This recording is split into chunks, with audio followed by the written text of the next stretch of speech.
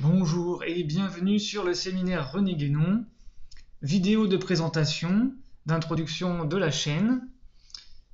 Donc le séminaire René Guénon a pour but de faire deux types de vidéos. Le premier type de vidéo, les vidéos les plus importantes, les vidéos de base, seront les cours fondés sur les œuvres de René Guénon, c'est-à-dire des analyses du texte, des citations principales tirées des œuvres de René Guénon, par chapitre, chapitre par chapitre. Et il y aura aussi un deuxième type de vidéo, ce sera des hors-séries consacrées à des réflexions personnelles de ma part, donc l'enseignant du séminaire René Guénon.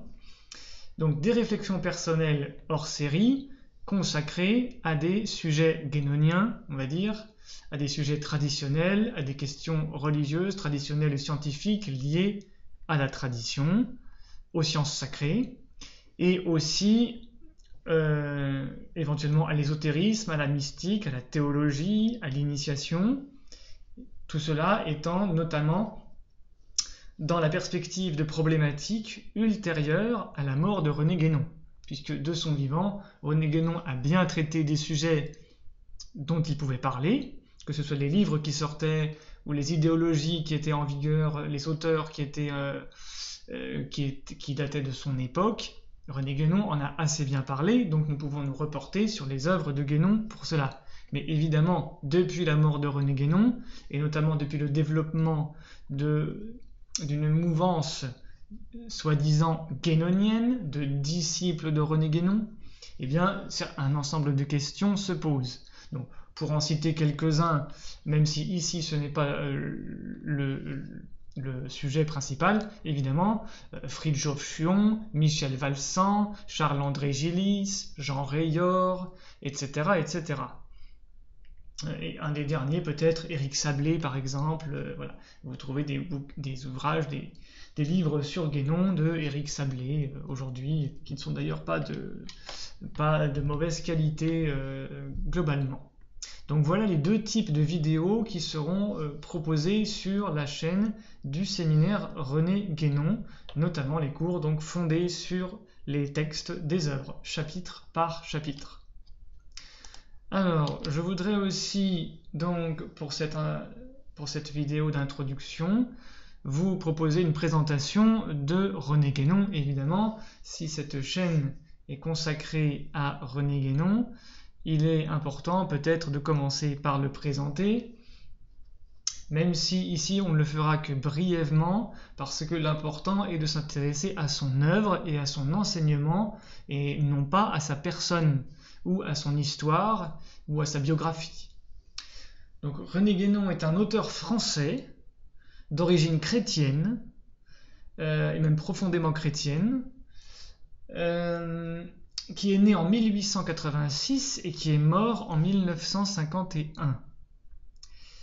Comme je le précise dans toutes les descriptions de vidéos, car c'est important, c'est un auteur fondamental qui a fait la synthèse de quatre dimensions de la pensée et de la spiritualité. La première dimension, c'est une lucidité et donc une critique nécessaire vis-à-vis du monde moderne, opposé à la tradition. La tradition au sens spirituel, évidemment, pas la tradition au sens culinaire ou au sens du simple folklore. On est bien d'accord. Deuxième dimension, René Guénon rétablit les principes de la métaphysique rigoureuse, c'est-à-dire de la plus haute forme de pensée, la plus haute forme de réflexion, la plus haute forme de science, la plus universelle, la plus éternelle, la plus intemporelle. La métaphysique, ce qu'on appelle en religion aussi la théologie mystique, dans la tradition chrétienne. Troisième dimension de René Guénon, il a inclus à sa réflexion et à toute son œuvre l'analyse et la connaissance des traditions mythologiques et ésotériques, et aussi hermétiques, alchimiques, etc. Mais globalement, cela se range dans la catégorie des traditions mythologiques et ésotériques, ésotérisme signifiant doctrine intérieure, enseignement intérieur, réservé à une élite qualifiée spirituellement, et pas une élite évidemment, pas une élite sociale ni économique, on est bien d'accord, mais une élite spirituelle, ayant des qualités, des gens ayant des qualités. Donc ces doctrines ésotériques, dans des cercles intérieurs,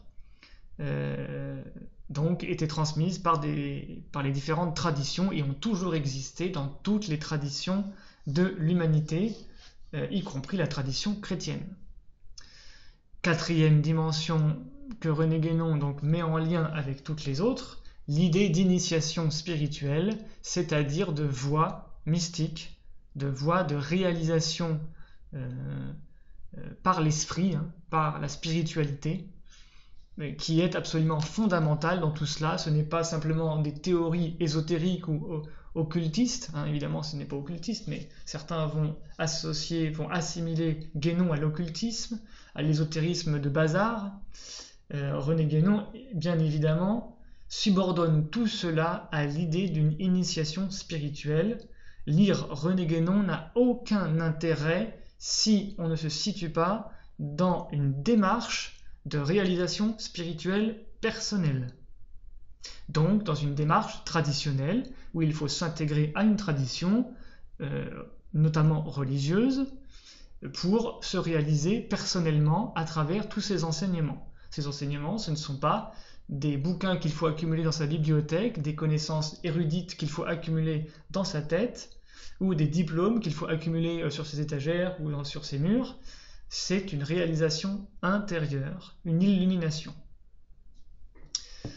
Alors, je voudrais faire une brève revue de l'introduction biographique sur Wikipédia, puisque en général c'est à ce site qu'on se réfère pour avoir des informations élémentaires. Alors, Wikipédia nous donne des informations factuelles qui sont probablement toutes exactes, enfin à peu près toutes exactes. Il est né dans une famille catholique et il est mort musulman en 1951 au Caire en Égypte. Il est parti en Égypte dans les années 1930, je ne sais plus exactement si c'est 30 ou 31, mais 30 ou 31.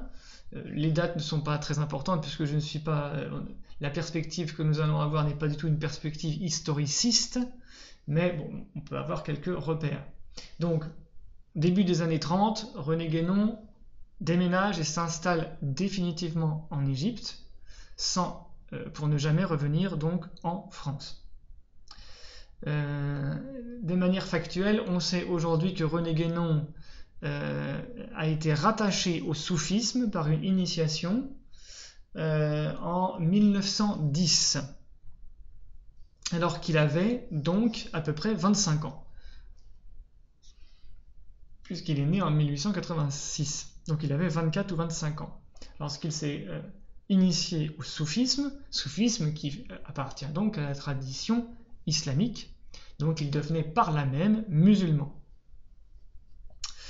Donc il est musulman en 1910 et contrairement à ce que beaucoup de gens disent, il ne s'est pas converti à l'islam en déménageant en Égypte, puisqu'il était initié soufi en 1910, il était donc musulman en 1910, même si pendant plusieurs années, et notamment jusqu'en 1925 à peu près, René Guénon n'a pas du tout, évidemment, officialisé son statut de musulman, et au contraire, c'était quelque chose d'extrêmement secret, qu'il gardait évidemment pour lui, qu'il ne manifestait pas à l'extérieur, et notamment il s'est marié à l'église catholique romaine dans les années 1917, je crois, ou 1918, qu'importe. En tout cas, dans les années entre 1915 et 1920, il s'est marié dans l'église catholique en étant musulman, de la même manière que dans les années 1910, 1911, 1912 et jusqu'en 1913, je crois, il pratiquait la franc-maçonnerie. Ce qui est aussi à prendre en compte, c'est extrêmement important. Ensuite, il a abandonné la pratique de la franc-maçonnerie. Je n'explique pas ici pourquoi, ce n'est pas la question, mais c'est tout simplement pour mettre en contexte. Voilà. Ensuite, on nous dit qu'il est une figure inclassable de l'histoire intellectuelle du XXe siècle. Et effectivement, c'est assez exact, on peut difficilement le classer dans une école philosophique ou scientifique, puisqu'il n'appartient pas au monde académique, et que pourtant c'est un très grand auteur d'une très grande rigueur. Il a publié 17 ouvrages de son vivant, auxquels s'ajoutent 10 recueils d'articles publiés à titre posthume, c'est-à-dire après sa mort, soit au total 27 titres régulièrement réédités. Ces livres ont trait principalement à la métaphysique, au symbolisme, à l'ésotérisme et à la critique du monde moderne. Dans son œuvre, il se propose soit d'exposer directement certains aspects des doctrines métaphysiques de l'Orient, doctrines métaphysiques que René Guénon définissait comme étant universelles, ce à quoi il faut ajouter que toutes les doctrines métaphysiques sont par définition universelles, évidemment. Soit d'adapter ces mêmes doctrines pour les lecteurs occidentaux en restant toujours strictement fidèles à leur esprit. Il ne revendiqua que la fonction de transmetteur de ces doctrines. Ça, c'est exact. René Guénon n'a jamais prétendu à une fonction consacrée, traditionnelle, spécifique, par exemple en tant que maître ou en tant que transmetteur, consacrée dans une tradition particulière. René Guénon ne s'est jamais présenté dans aucune de ses œuvres comme ayant un quelconque statut consacré dans une tradition pour transmettre ou pour avoir une autorité. Et donc ces doctrines, il déclarait qu'elles étaient de nature essentiellement non individuelle, reliées à une connaissance supérieure, directe et immédiate, qu'il nomme intuition intellectuelle.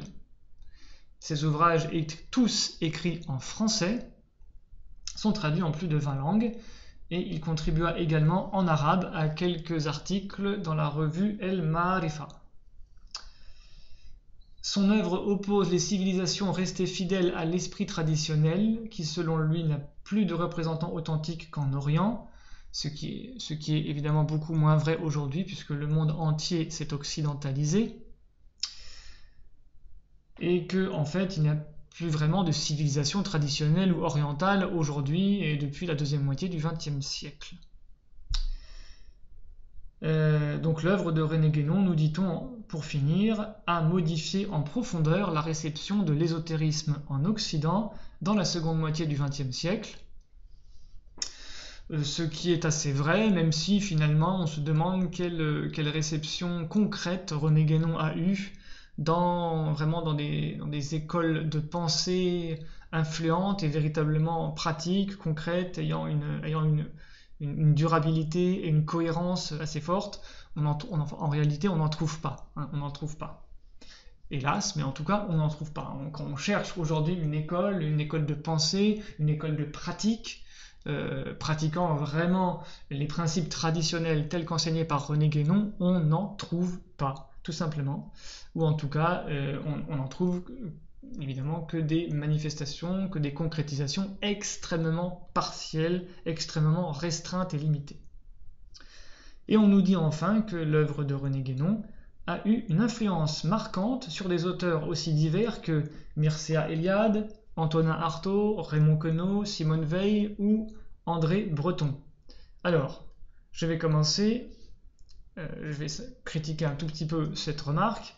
En ce qui concerne Simone Weil avec un W, qui est morte en 1943, c'est assez vrai, même si Simone Weil avait par elle-même des intuitions extrêmement fortes, et qu'elle complétait en quelque sorte beaucoup René Guénon, qui n'était pas un grand platonicien, qui n'était pas un grand adepte de la philosophie grecque, alors que Simone Weil est une grande platonicienne et aussi est une grande mystique chrétienne, ce que n'était pas René Guénon, et Simone Weil était aussi une grande admirative des doctrines gnostiques chrétiennes, ce que n'était pas spécialement non plus René Guénon.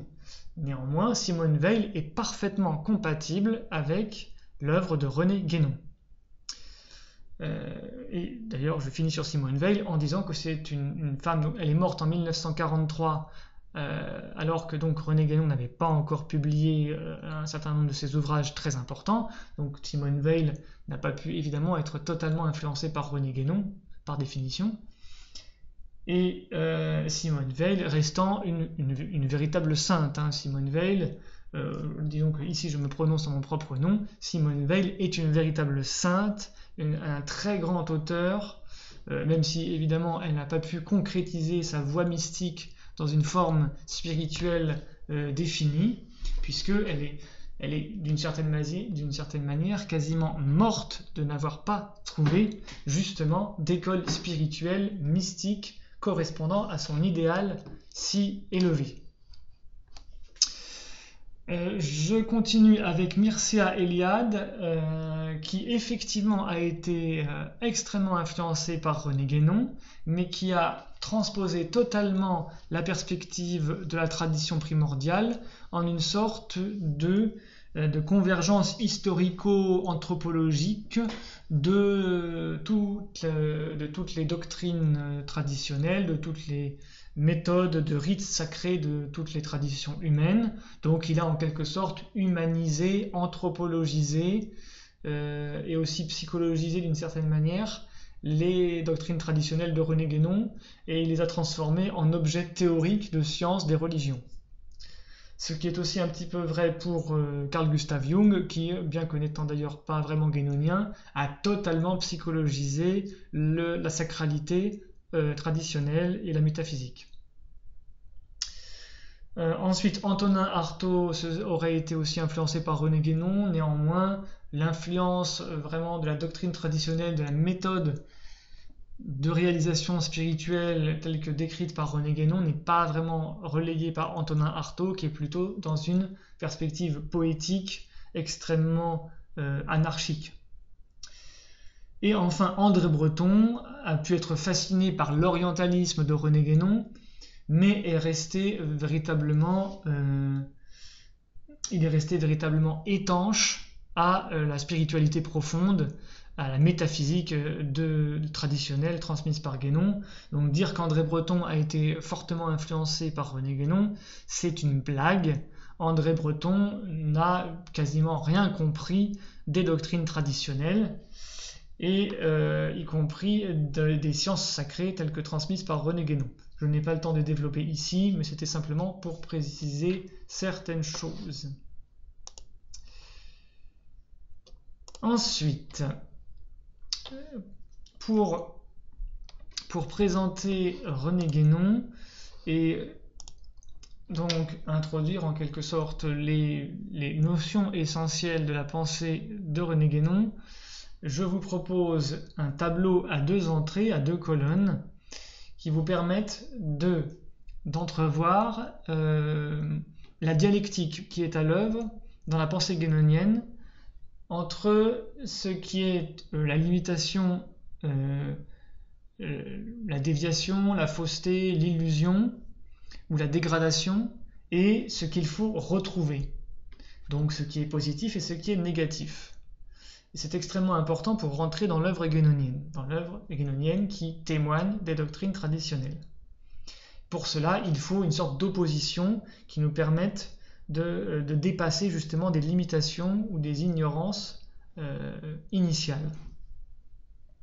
Donc évidemment, la première opposition, c'est celle entre la vérité et le mensonge, la fausseté ou l'erreur. Donc tout ce qui est perversion de la vérité, tout ce qui est déguisement de la vérité, dissimulation de la vérité ou réduction et limitation de la vérité.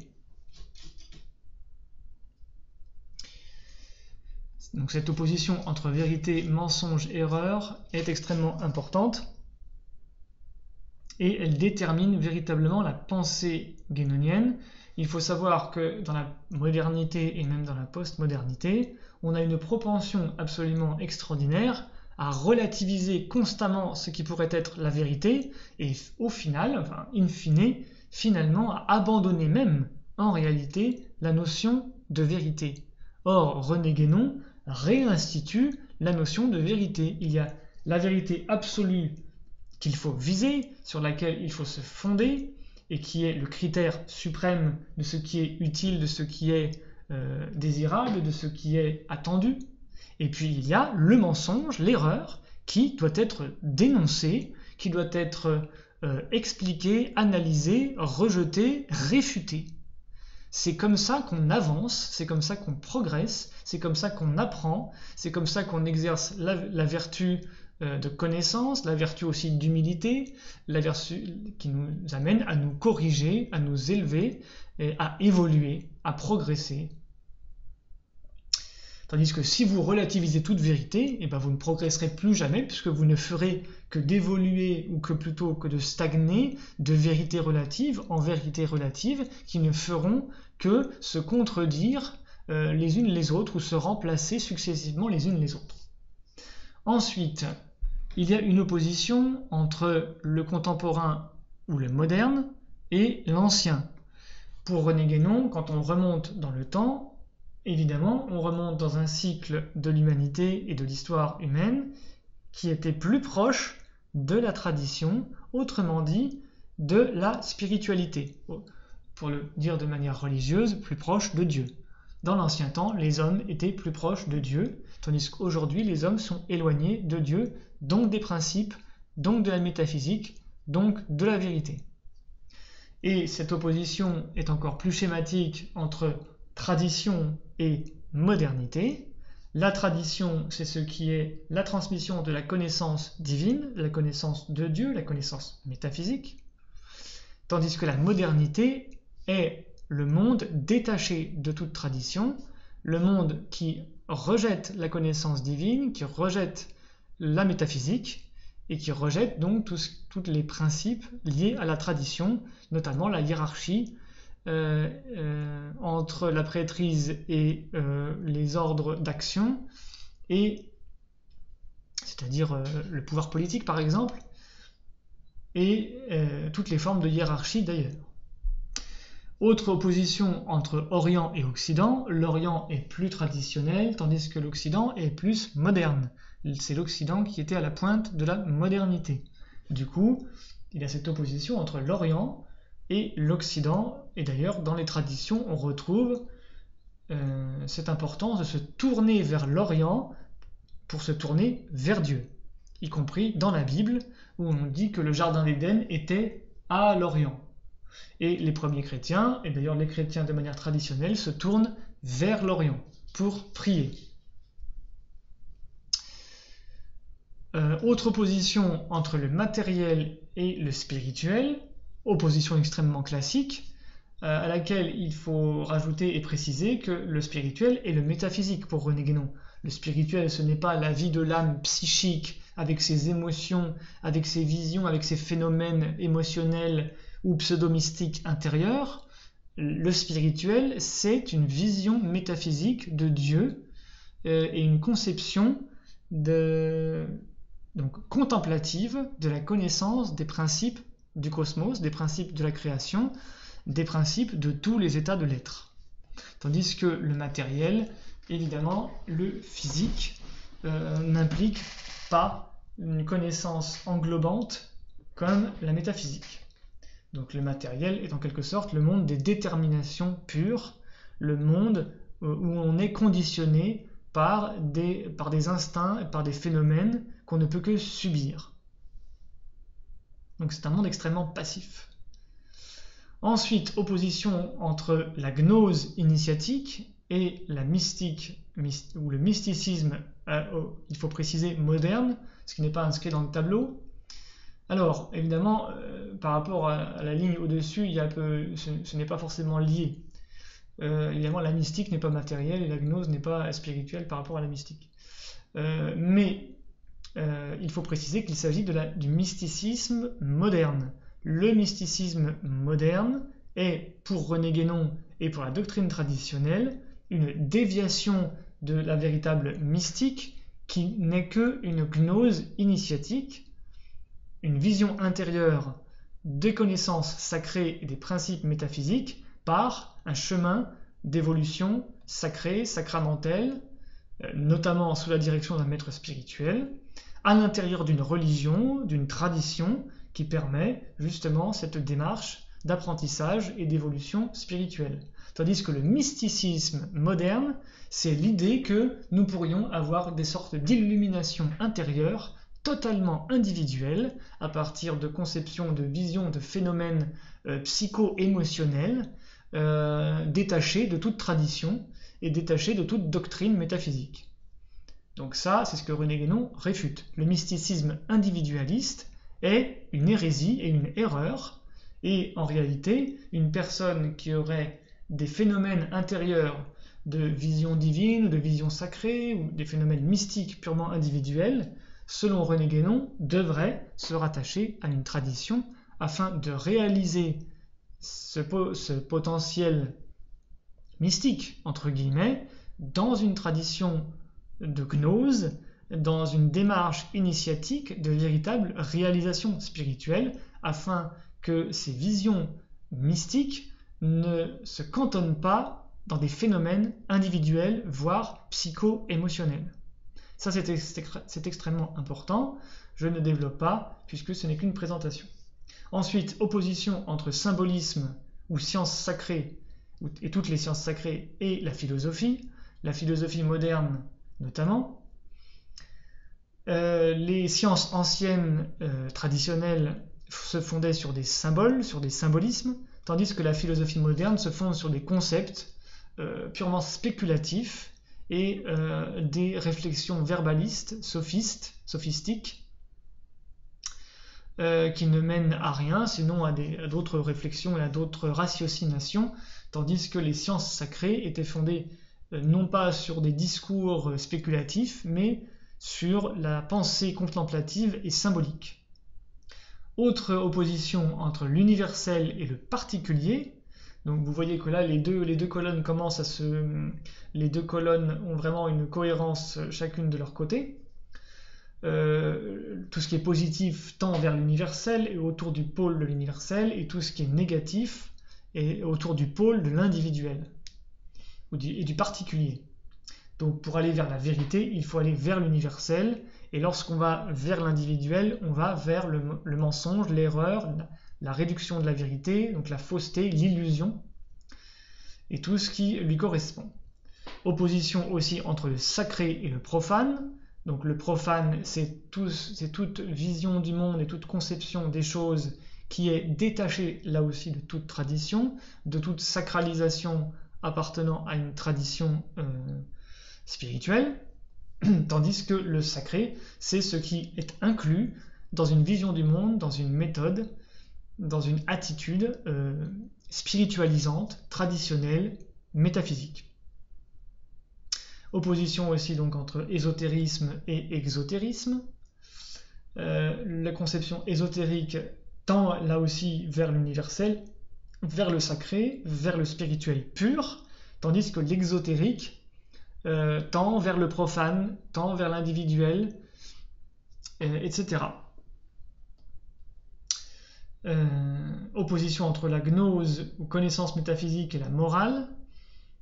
Lorsqu'une tradition ou une religion dégénère, elle devient une morale, tandis que lorsque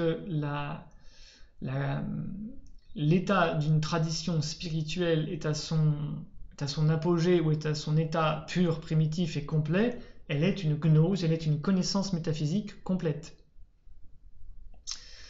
C'est ce que René Guénon va expliquer dans ses œuvres. Et notamment, toutes les religions modernes et les religions ayant une déviance ou une dégradation moderne sont des religions qui deviennent extrêmement moralisatrices ou sentimentalistes. Tandis qu'à l'origine, elles étaient des visions gnostiques, des visions de connaissances sacrées, des visions divines, des visions métaphysiques. Opposition toujours entre le principe et la manifestation. La vérité, la gnose, le sacré nous font remonter, nous ramènent au principe, qu'on peut appeler Dieu dans le cadre de la théologie d'une religion. Et tout ce qui est dans la fausseté, l'erreur, le mensonge, le profane, l'exotérique, etc., le matériel, l'Occident, la modernité, va vers le pôle de la manifestation, c'est-à-dire de la matérialité du monde visible, sensible, immédiat.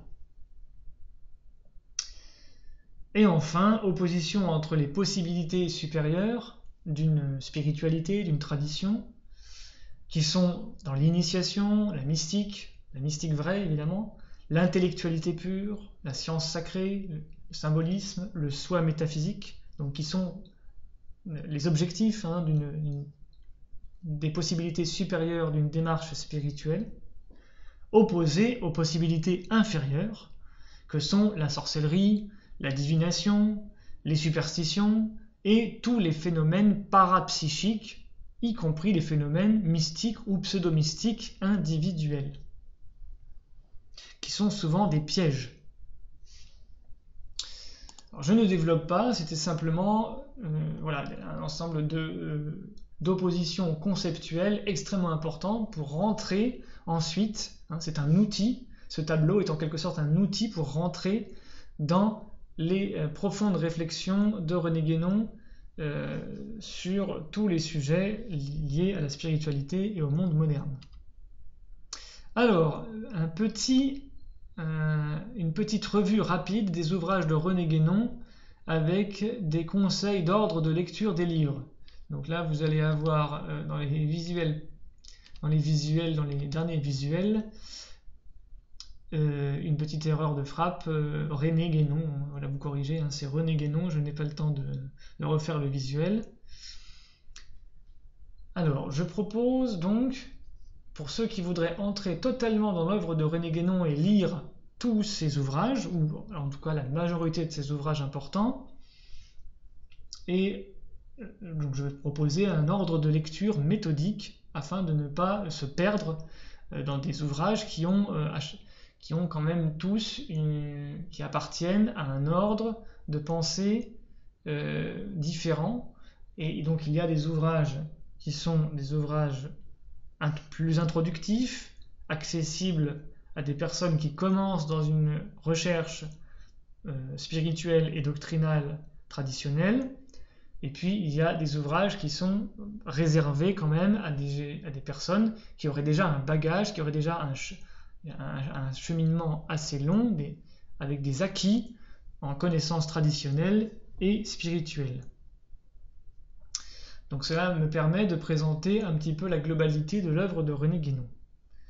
Donc je vous propose un premier cycle qui est donc pour les débutants. Ce premier cycle commence avec l'ouvrage qu'on conseille d'ailleurs généralement pour entrer dans l'œuvre de René Guénon, qui est La crise du monde moderne, et qui est l'objet du premier cours complet, chapitre par chapitre, sur la chaîne YouTube du séminaire René Guénon. Avec La métaphysique orientale, qui est un opuscule, qui est un petit ouvrage, qui était en fait une conférence de René Guénon pour introduire à la métaphysique orientale, c'est-à-dire à la spiritualité et à l'initiation au sens purement métaphysique, rattaché à l'Orient, mais non pas à l'Orient civilisationnel, à l'Orient au sens doctrinal et symbolique, surtout. À ces deux ouvrages peut être associé l'ouvrage Orient et Occident, qui développe l'opposition justement entre Orient à la fois au sens civilisationnel et au sens symbolique, et Occident, donc qui développe un petit peu déjà les critiques sur la modernité, qui est un ouvrage qui a précédé en fait la crise du monde moderne, mais qui peut être lu, qui est un bon complément pour ces réflexions-là.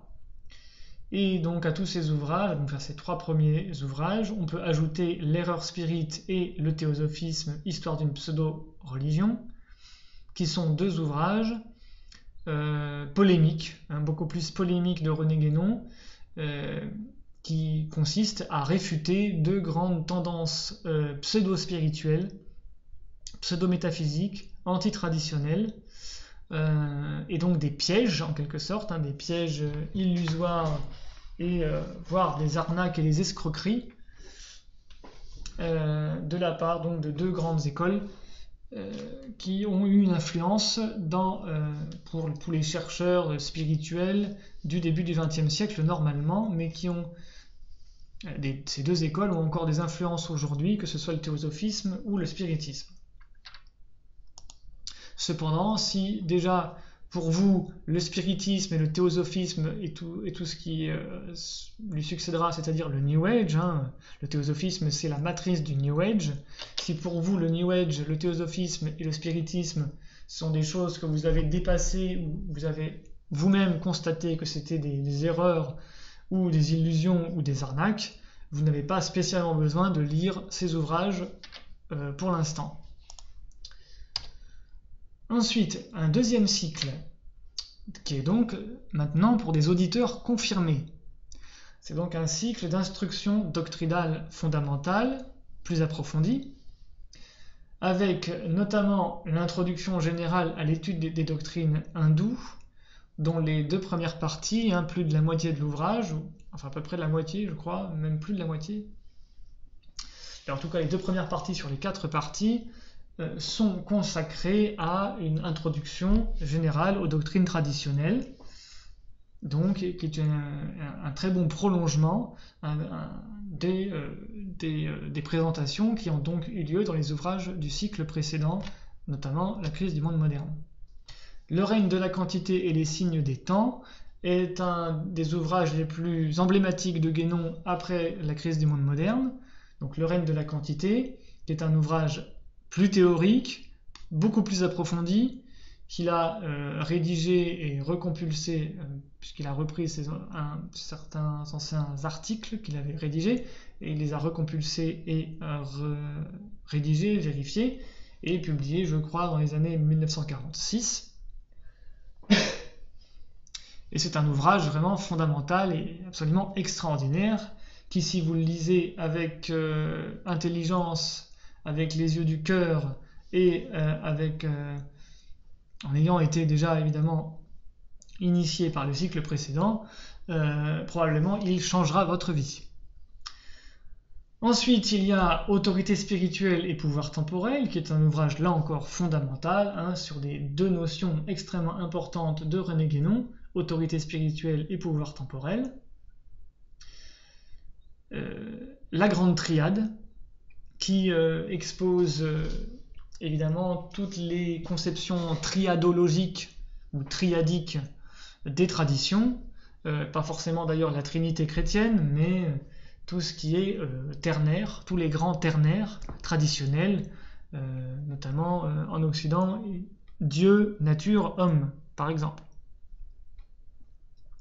Et qui est donc un ouvrage de doctrine fondamentale et extrêmement important pour les gens qui ont qui entreront dans la doctrine et qui ont déjà une démarche d'approfondissement doctrinal et spirituel.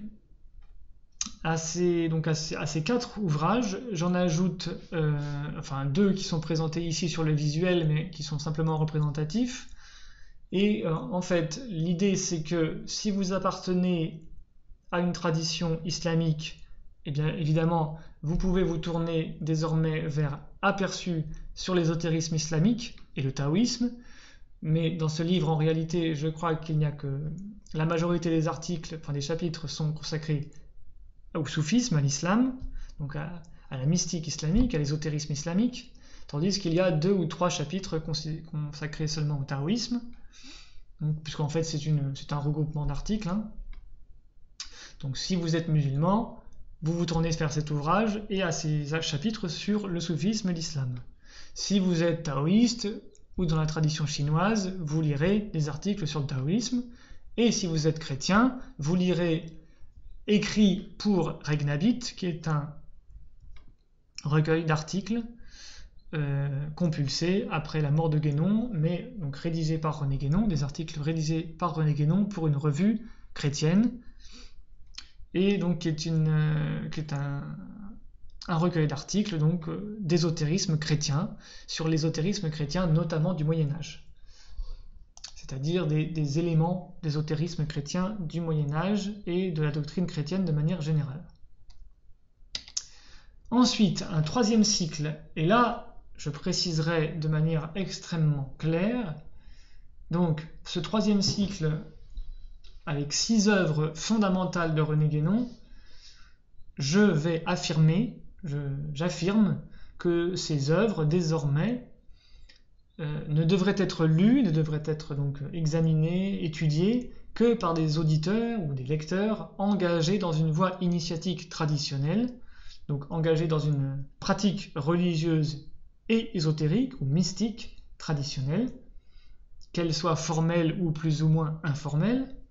Là n'est pas la question, mais en tout cas, je signale que ces ouvrages n'ont presque aucun intérêt pour des personnes qui ne seraient pas dans une pratique spirituelle quotidienne, dans une religion et dans une mystique, vraiment dans une pratique mystique quotidienne, personnelle.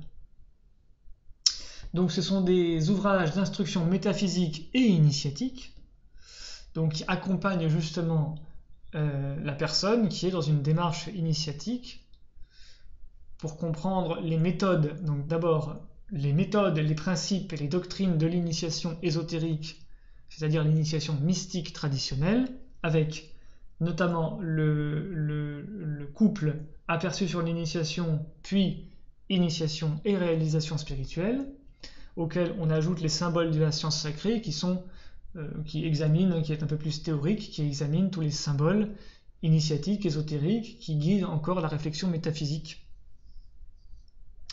Et ensuite, la trilogie des états multiples de l'être, qui, là, ne va pas décrire les méthodes ou les principes de l'initiation, mais les états auxquels il faut parvenir dans l'initiation et par la pratique initiatique, c'est-à-dire par la pratique spirituelle, quotidienne, là encore.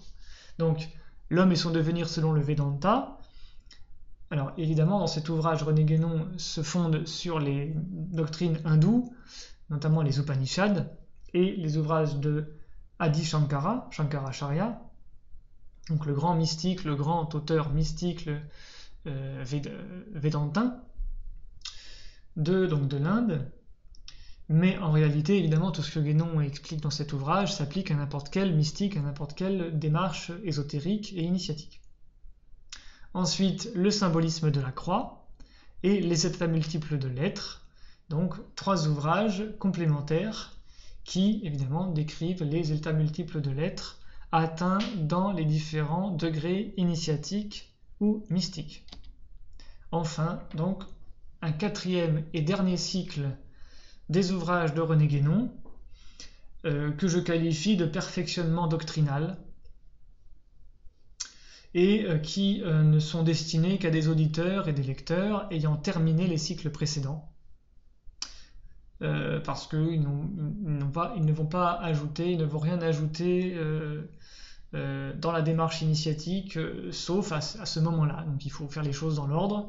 Lire ces ouvrages avant les autres ne vous apportera qu'une sorte d'érudition qui ne va que vous alourdir l'esprit, et vous apporter une sorte donc justement d'érudition égotique qui va freiner en réalité votre démarche spirituelle. Donc là, il faut garder ça vraiment en fin de parcours, et notamment si vous devenez des maîtres spirituels. Donc si vous n'êtes pas du tout dans la perspective et dans la possibilité de devenir un maître spirituel et doctrinal, ces ouvrages n'ont strictement aucun intérêt.